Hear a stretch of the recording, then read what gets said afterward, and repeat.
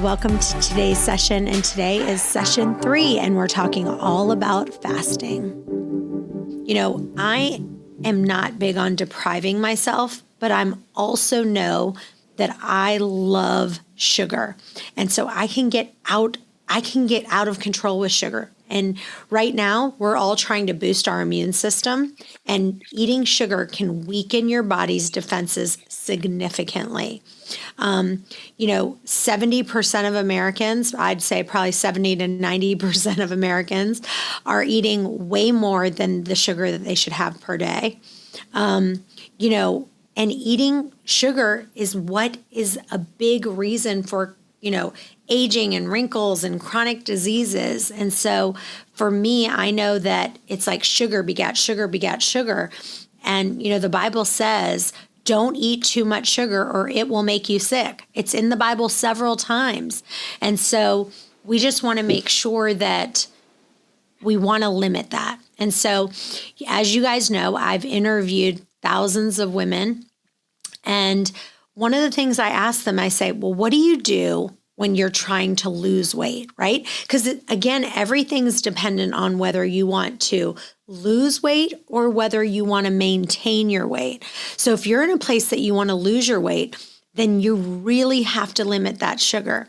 And most of the women that I interviewed, they would say something along the lines of, if I have a grain, I have it either at lunch or dinner. So they're not eating a rice for lunch and a potato for dinner. If they're going to have a serving, and when I say a serving, they're having a small amount, like about the size of the palm of their hand, right?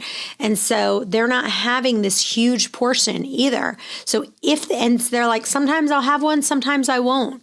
But they're not having a grain at every single meal. And so it was kind of an aha moment for me when I said, okay, you know what? Probably, either having one serving or grain or less is probably a good idea. When I was interviewing them, I said, well, do you eat fruit? They're like, I might eat half an apple or an apple a day, or maybe I'll have, a half a cup of blueberries or a half a cup of raspberries.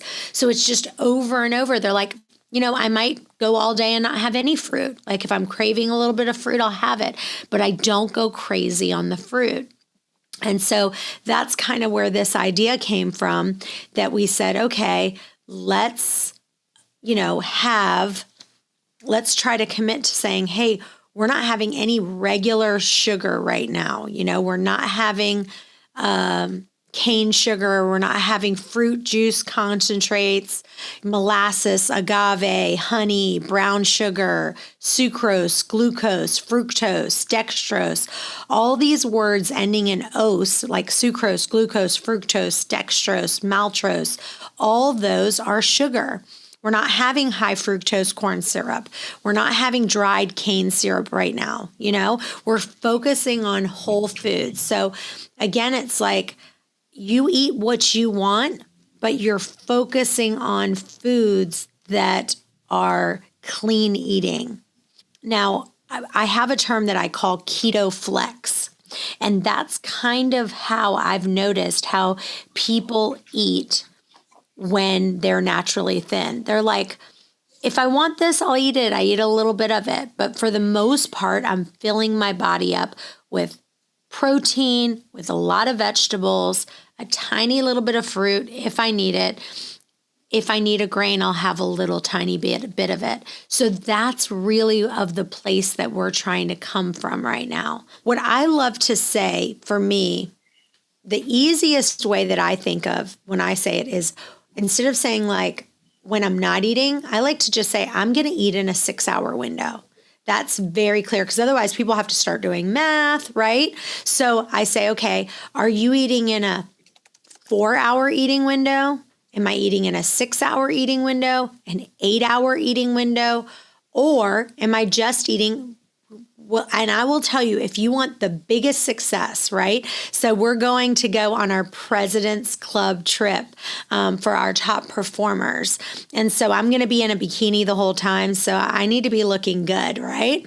So I'm sticking with a 1 meal per day. That's it. So I'm choosing 1 meal and I'm going to eat in that 30-minute window. And then that's it. Now I'm doing that. You can do a meal and a tasting. That's the other thing, is a 4-hour window. Again, it's not like I'm just sitting here for 4 hours and just eating and eating and eating for 4 straight hours, right? We still want to make sure that we're hungry, that we're eating when our stomach growls. So that is such an important piece. Like, I want to make sure that I'm eating only when my body is physically hungry and not for any other reason. And, I have a very stressful job. I'm sure a lot of you guys do too. And my first natural reaction that I have to, it's still there. I have not broken it yet. When I get extremely stressed at work, I'm telling you, my first reaction is still, I need a snack. And I have to really fight hard to make sure that I'm not doing that. So that's super, super important. But eat what you want. Eat what you're craving. If you want a steak, eat a steak. If you want chicken, eat chicken. Whatever protein you want, and then a great vegetable. Have asparagus if you like asparagus. If you don't like asparagus, don't eat asparagus. But eat any non-starchy vegetable.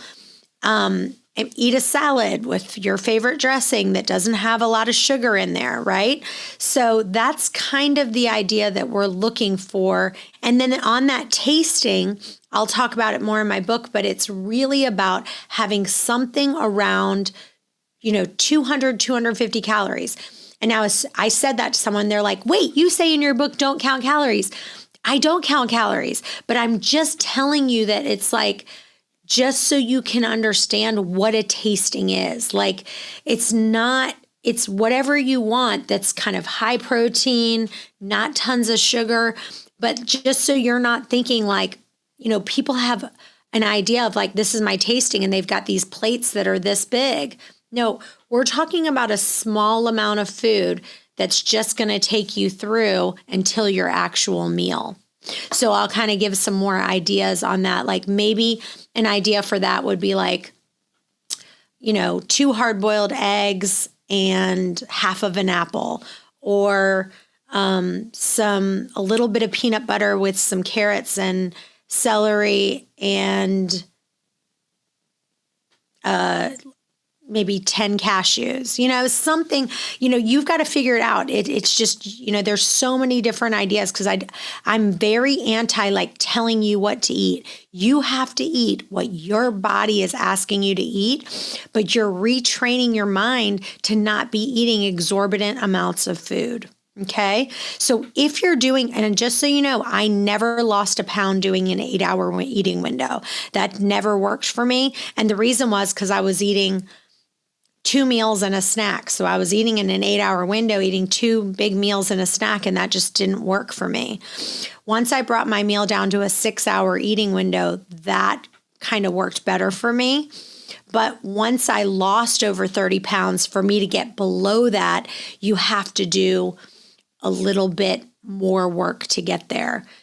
Can you use a protein shake as a tasting? That's a great one. Protein shake is one of the most wonderful tastings you can have. But here's the problem.